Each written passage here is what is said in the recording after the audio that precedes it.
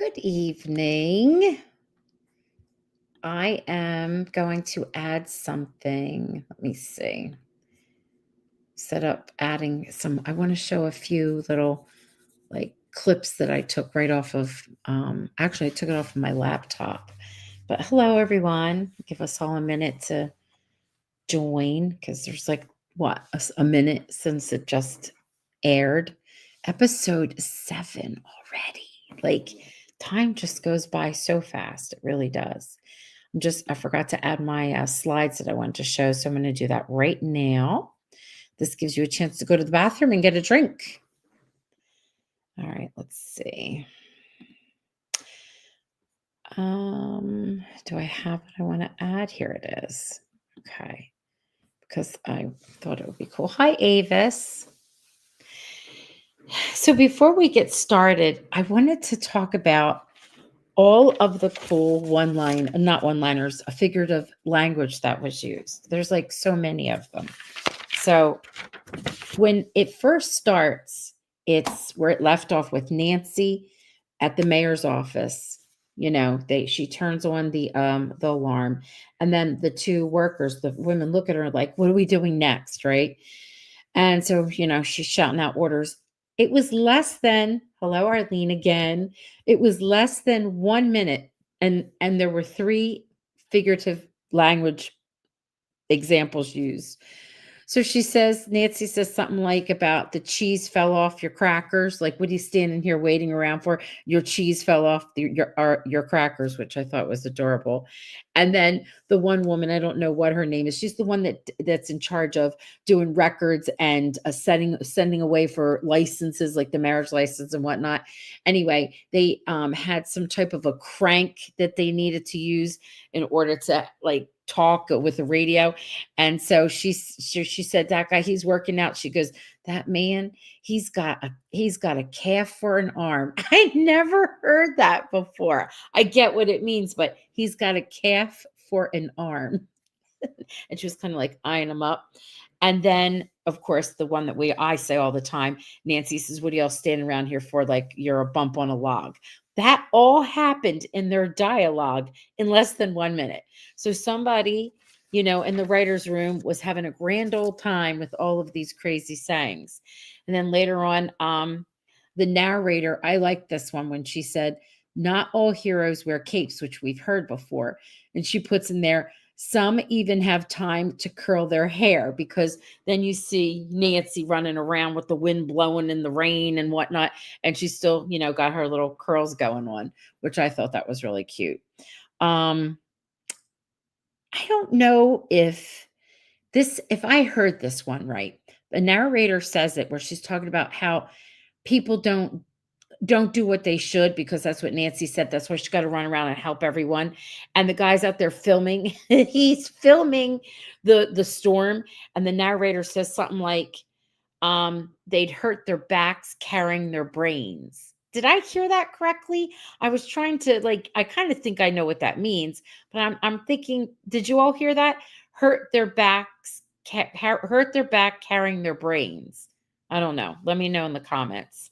Then, of course, I love when Nancy's mad and she tells Mr. Chicken, you're more crooked than a hound dog's leg and dirtier too, or something like that. But the crooked than a hound dog's leg thing cracked me up. I don't want hound dogs to have crooked legs. Do they have old crickety legs? That makes me sad. Of course, there was put the pedal to the metal. And how do we know how strong our roots are if we aren't tested by the wind? And that was the narrator. And I thought that was pretty profound. So I don't know. I thought they were cool. No one's answering my question about hurt their backs carrying their brains. Anyone know that one? Did I hear right? Those are what I picked up. I'm sure there were more that I forgot, but as I was listening, I'm like, wow, it was like littered with figurative language. Okay, so what I found interesting the most about this episode was that they really were only telling 4 stories, very select in who they were telling the stories of for this storm. We knew that there were others and they were safe because we knew that from the episode before. Like, we didn't get to see, Frankie, like, we didn't get to see, Amanda's daughter, Frankie, we knew that but we knew she was safe because she said something to her on the phone and she wasn't worried. And the 4 that they focused on were Nancy and, Jen with his baby, which I thought was a weird pairing, but I understood it. I like that. I would have never thought it. I don't even know how the writers came up with that, but it drove the storyline, which I thought was great because she was at the mayor's office where she made the decision, went and traveled through the town helping people and then got to her home where she needed to be, which I thought was amazing. And then of course they tell the story of Jay and May and Jay was just in that episode. I mean, this episode, we'll talk more about it. Then there's Amanda and Sergio and their story. And then Gus and Frank Jr., the oddest pairing, but the most important pairing. And what a really beautiful story. Again, I laugh and then I cry with those two. So we got to see that, go back and forth, and it was just the 4 of them, which I liked. It was a tight storyline. Want to see what some of them are saying. Avis, they think their brains are bigger than anyone else and they get a swelled head. Is that what that means? Carry their brains would hurt their back. Okay, okay. And Arlene said one-liners were coming so quickly it was hard to remember them. Yes. Yes, and it did go by fast because I think the writing was so tight, and a lot of it was about Nancy's journey. Like, the story of her starts off with how she makes that decision in the mayor's office and then how she goes around the town looking for her son, but helping others along the way. And then she ends up at her home. I have a question that came out of that if we want to talk about Nancy's home. So downstairs in her basement, part of her basement, she made this spot, and this spot was filled with books and magazines and toys and comfortable furniture. It looked like kitchen table, looked like they had like stuff of stocks of canned food or whatever on the shelves. I'm not from an area where you get hit by a tornado so often. I don't know if anyone else is or maybe grew up in that area. Is that common to have a spot like that? I heard of shelters before, which is what Gus had, and that's what May and Jay run to. I get that, and it's in underground.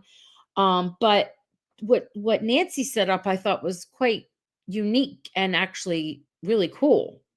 I had part of a widowmaker fall in front of my yard today. That's so wild, right? And then you sent me some widowmaker photos, Avis, and I was telling you that you can't see because it's dark outside, but the perimeter, not the front of my house because that's a road, but the sides and the back, I have like a nature preserve, part of the pine barrens, the forest. I got trees all over, and I started looking at trees differently, and I was like, oh wow, I got a whole bunch of widowmakers out there. And hi, Rona. Hi, everybody. Haven't seen tonight's episode yet. I just got back from singing the 7 p.m. mass, going to watch it now. It's very good. And this won't really give anything away. It's kind of cool because it's about really 4 stories. You don't see a lot of the other extras or extra characters. They're there, but it's a focus on Nancy trying to get home and find her son. And then the focus is also on Jay and May, Amanda and Sergio, and then Gus and Frank Jr., the oddest pairing of them all. So anyway, I was asking about that basement. Is that a common thing? I mean, I thought that was really cool. Has anyone grown up with that type of a shelter, or in a tornado alley, or I don't know, have one now? I'm just curious because you know what it reminded me of? Okay, here, Arlene. My grandma had something like what Nancy had, and she was in Virginia. Well, it reminded me, I need a drink. Hold on. It reminded me, as an Italian, we often had, especially my grandmother's house, had 2 kitchens. one was a summer kitchen because it would get hot in the house, right? And some people had central air and some didn't, but a lot of cooking when it's going on would be in the basement. And even has, a door that went to the outside, but in the basement it had that whole setup, and it had stoves, and you were cooking. And I don't know, my grandmother's always cranking out something from the basement, right? Or one of our relatives that had the sort of, or friends that had the sort of same setup. And it kind of reminded me of that. I thought that was cool. And it always was cooler in the basement. But of course, ours was not to protect us from a tornado. I guess if there is one, we'd survive down there. But I thought that was pretty cool. Okay. So Nancy's journey, I kind of talked about that. And even before, yes, last week's episode, it dawned on me at the oddest moment. I think I was getting up to do something. And I was like, what if Nancy becomes the mayor? Right? Because they kept saying how she wanted to make changes. And when she says goodbye to Bo, did he leave before the storm hit? Do you think that he got to the airport? Is he going to be missing? Did the plane derail? Like, what's going to happen with Bo? Do you think that he's got to be back, right? You think he'll be back for the last episode? Or will we be sort of hanging there and it rolls into season 3 if we get a 3? And when I say that stuff, I'm not trying to be an alarmist, but don't we always feel that way? You never know if you're going to get another one. So I guess they would just be done and leave it like that. But I think he'll come back, and I think he'll see her in a different light. Or is that wishful thinking for me? Is somebody totally new going to come along? I don't know. Just got lots of questions about that. Let's see. Avis, some people do have a storm cave in their basement. Is that what that is? Okay. And Arlene says, I think he got out before the storm hit. I think you're right. But I'm wondering about the woman who came from the city to talk to Amanda. She's wondering, like we said, out there with Amanda's um, you know, raincoat on. Well, that was weird. And I didn't know if it was just to show how super kind she was, or someone had mentioned, what if something happens to her and they see the raincoat and they think it's Amanda, like it's mistaken identity or something. I don't know. We might be thinking way too much into this. All right. Ava says, I think there will be the event that will cause Nancy to be, oh, okay. Yes, I do too. I think she's going to wind up, they're going to cheer her on for all that she did. And I think that they'll want her to run for mayor or be mayor, interim mayor, whatever. We just went to the basement. And if you notice, there is a window above Frank Jr. Yes, there was. There was a window. So Nancy finding Jen out there with his baby, I thought that was cool because then it made her think. So we see her saving people along the way. Her megaphone, go home. She's telling the one guy who's trying to film it. We're seeing her, doing her thing, helping the town, going crazy. I mean, I'm like, are you ever going to get home before the storm hits? I was getting nervous, going crazy trying to find her son. She searched and ran into Mr. Chicken. Didn't have much time for him, but to tell them he was more crooked than a hound dog's legs. And we find out that he's over there crying and he's bankrupt. And I'm thinking, what does that mean for the story? How is that going to affect Frank Jr.? Do you think we're going to have like this financial crisis? And it looks like the storm kind of ravaged, but didn't look like there was too much damage to Nancy and Amanda's chicken sister restaurant. But that ending, let me show you something real quick. Let me add that to this. I know I'm jumping ahead, but the very end, this is the look on May's face when she turns around, and Jay's looking too. Jay's so tall and handsome. My goodness, look at him even there. So she's looking and she's like, I was thinking, and you tell me what you think. I was thinking that Gus's place is demolished. I mean, it wasn't like it was being held up anyway. I think it's gone. It's been leveled out. What do you think? I don't know. That's my opinion. Let's see. Frank Jr. almost got hit by the train when yes, Avis, I know. And here's me thinking, oh my gosh, when he was lifting it up, but he was okay. Uh-huh. There you go. I think Mimi's restaurant was destroyed. Thank you, Arlene. So do I. I think that's what this is.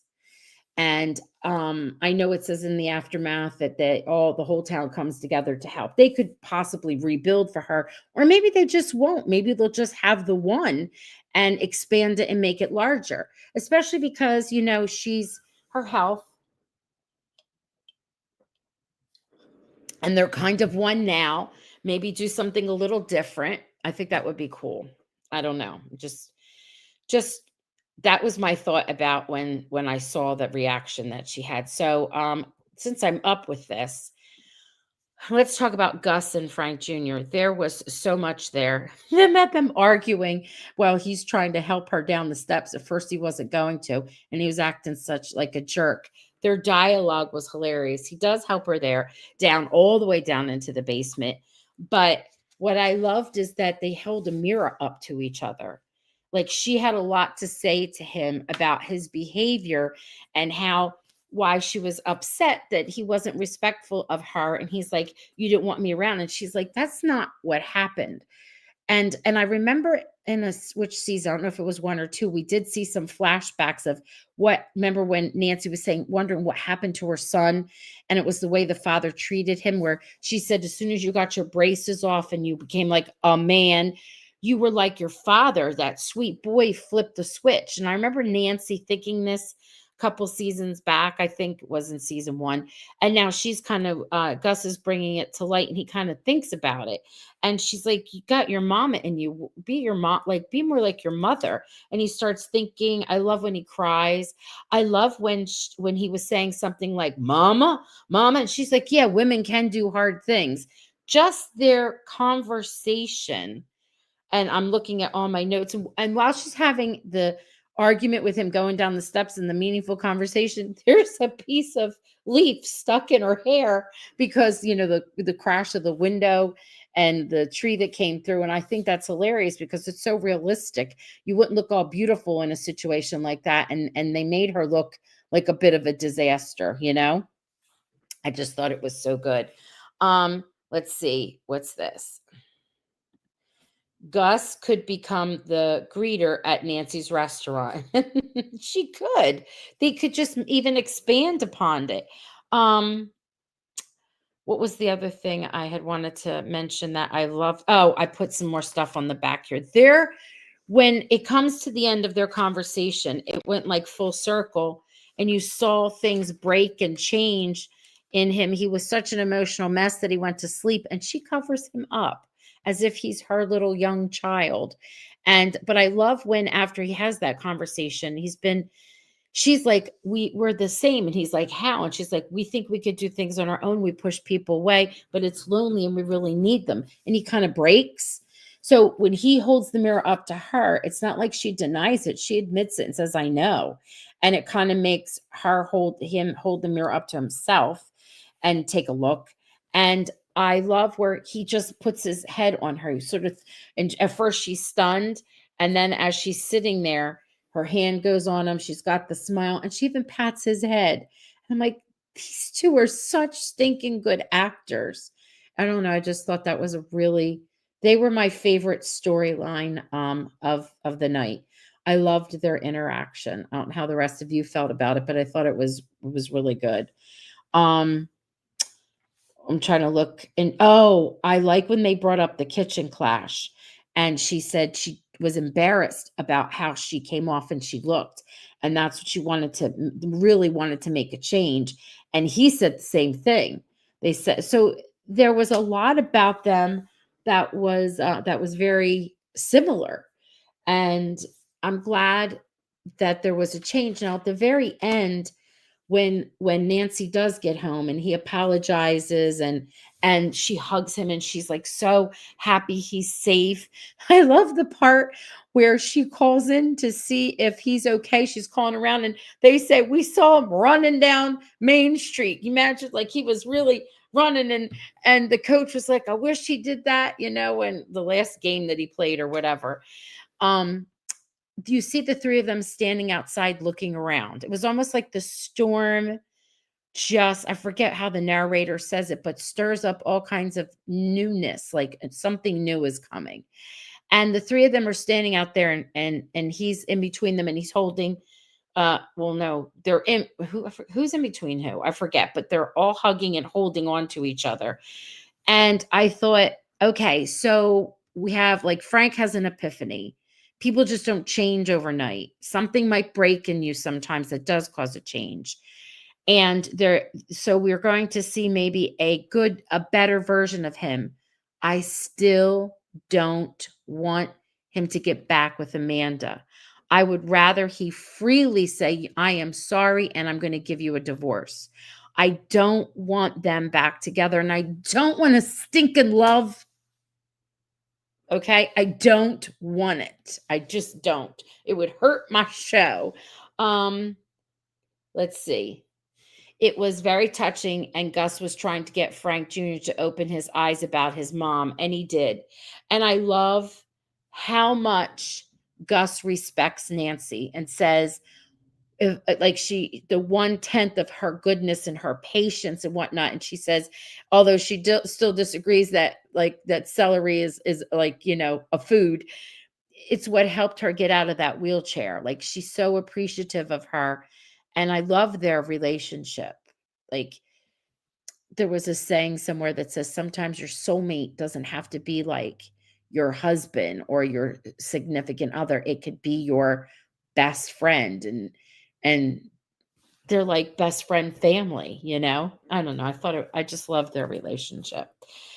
So let's talk a little bit about Amanda and Sergio. We got to find out quite a bit about him, and he sort of has a panic attack, and there she is being the strong one, and she's like, you're with the best calmer downer, and she's saying, tell me about your hush puppies, and he goes, I know what you're doing. She's like, but tell me anyway, and she's there for him. I love how we get to see what happened to him. We learned about his mother, Veronica, and you could see they're in that darkness, that close proximity. They want to kiss, and of course it gets interrupted in the end. But I like the idea of when the lie jar falls down and crashes, she's telling a lie almost that everything's okay kind of thing. And then she admits that she pushed him away without actually saying it. And they have that whole moment. And I think, they're trying in the dark. When you're nervous is one thing. And then when the light comes, things change. But I don't want it to change. I want those two to be moving forward. I want Frank Jr. to say, you're right. I got to figure out who I am. Although he might love her in his own way, he's going to divorce her and then figure out who he is. And I want her to try out things with Sergio. I don't want it to be like, 1900 seasons later and they're still not together. I just don't know. How do you all feel about that? Let me know. Let me see. Nancy and Gus are reminding me of Claire and Weezer on Steel Magnolias. Yes, that's true. Yes. And it's in the South. Very good. I love that idea, Avis. I really do.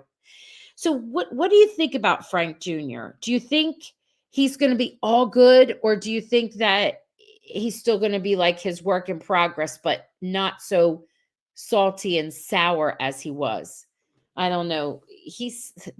James is the actor he plays him good. I was doing a podcast earlier today, and the person I had on, she is her podcast is Hungry for Hallmark, and we were talking about, she makes recipes, and actually, like, I've done that, especially with When Calls the Heart, but she's on for everything. And she had some stuff that she made. She made smoked cornbread that has smoky paprika in it. And she also made biscuits. If you go and follow her on Instagram, you can see all of this. And my point is, I was asking her who her favorite character was on the show, and she really likes Amanda. And I was saying Frank Jr. is my favorite character because he's a hot mess. He's funny and he's aggravating, and he riles me the most emotionally. I do love Gus and Nancy, but he's just so, and he's really good actor. I just love it. I love it. Love him. Arlene, I saw a little crack, yes, in Sergio and Amanda's relationship from Sergio doubting them. Oh, oh, hmm, hmm. I think no, I think something's going to happen. I don't want it to drag on. I don't know what the writers have planned, but so now we get to Jay and May. I didn't realize they rhymed. And I always feel like Jay is always like there for her. He's a good guy. And I was loving that when she's like, it's the curse, and she maps it all out and she explains everything. And he's like, sit down, okay? I am not them. I'm not your great grandfather, your grandfather, and all that. They walked away. I'm not that person, those people. That is not who, me. Like, he's mad about it and he's trying to convince her. And she's like, I know, I know. And then she says, I am. And I was like, that shocked me. And then she said, and he's like, oh, you're afraid that you would leave me when times got hard. And he's like, well, you know what? I do see some of your father, but your mother and the women in your lives are like opinionated and strong. They didn't need those men, all those unknown men. They were not needed, and you have more of them in you than you realize. I loved it. They were mistreated, he said. I don't know. I just liked how he was a man. He's like, "Listen up, girly." And then he goes and he proposes all over again. I thought that was great. I hope they have a simple wedding and not some big crazy outlandish thing. I don't know. I just do. And I love how they ran off and then you know, found some themselves together in Gus's little tornado shelter. I think Frank Jr. will finally blow up and break away from the cluckery guy. Yes. Yeah, especially when he finds out that they're bankrupt. May gave us the family history about the Mimi curse. She did. Yes, she did. And I love how they did that. Just like I love the writers are very creative. And I really enjoyed how when Jay went to Gus to get some information about her because he was trying to write his vows, and she's holding up the old fashioned time cards and she's like, the story's here. And he's like, what? I don't want to know about her work coming and going. And it was more than that. And she told the stories of how she missed her prom or X, Y, and Z, and this happened and that happened. They're just like really clever about how they present information. And I don't know, sentimental, like tug at your heart, tug at your heartstrings. Is that what they call it? Pull at your heartstrings. Um, Jay loves her so much and he's willing to fight for the relationship, love, and future together. He is a real man. He is Avis. He is a real man and he is handsome. I love it. I love that. That's a good match. So I was excited that it was a big story. However, it was focused and told in four parts. Nancy trying to get home, right? Then Jay and May's story, and then they flash over to Amanda and Sergio, and then Gus and Frank Jr. And it's all kind of like related, and I loved it. I just loved it. But tell me what you think. Do you think that Frank Jr. is going to give the divorce to Amanda? And do you think he's really changed? I'm sure we'll see, no one changes overnight unless there's a tragedy or an awakening. But I think it'll be funny to see him be like a work in progress and fall back every now and again. I just don't want a love triangle. I can't say the words, but I just did. I don't know. What are y'all thinking? Anyone got anything for me? Some of you might be typing away. I don't know. Did I miss out on something important? I'm going to share with you my crazy notes. I got lots and lots and lots and lots and lots of notes. I felt like I covered as much, even a little bit right here. I think I covered as much as I had planned on. Yeah, Amanda Bright. Oh, I left off the part where I love I keep saying loved, but I did. I really enjoyed and I thought it was beautiful how Gus, who's supposed to be hard and crusty, right?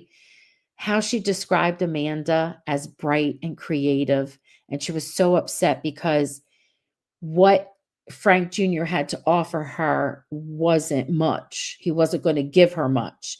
And she thrived, she said, in spite of you. And that had a lot to do with Nancy.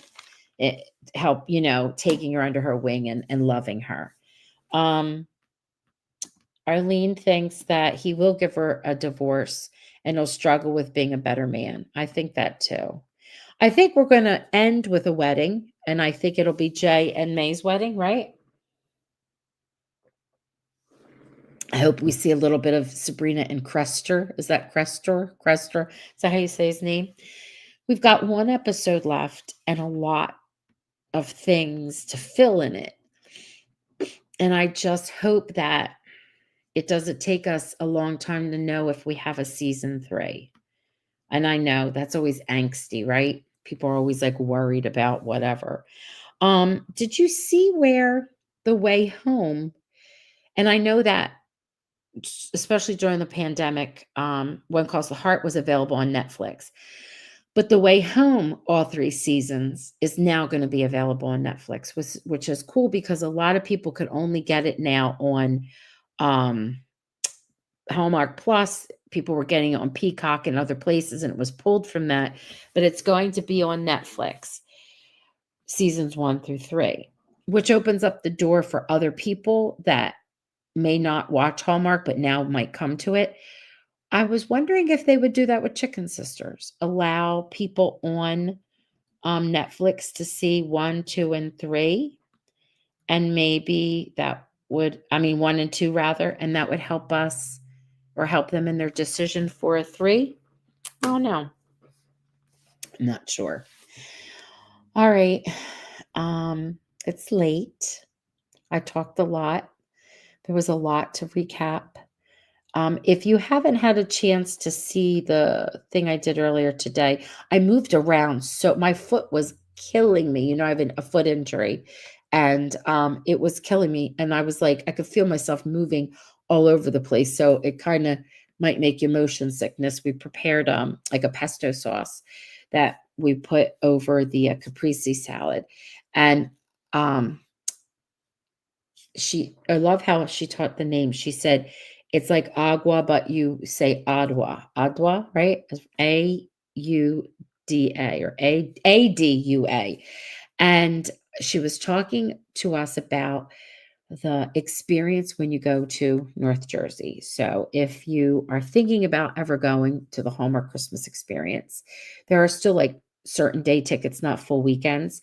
She tells you all kinds of good stuff. And she even talks a little bit about Kansas City, things that my guests that have come on didn't even talk about, but she did. So it's a good thing to go watch. Um, it's a good idea. Hallmark is offering Hardee's a special on Hallmark Plus. They also had a special not too long ago for $2. $2 for 2 months.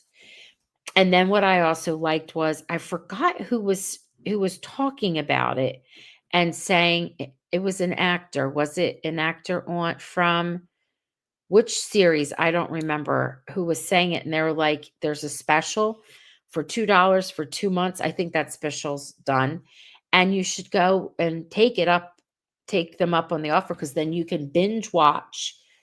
I think it was The Way Home for some reason. Yes, which is nice, Arlene. I know, I know. I love Hallmark Plus. I know people don't want another streaming system or whatever. Like I've already seen The Three Groomsmen a while back.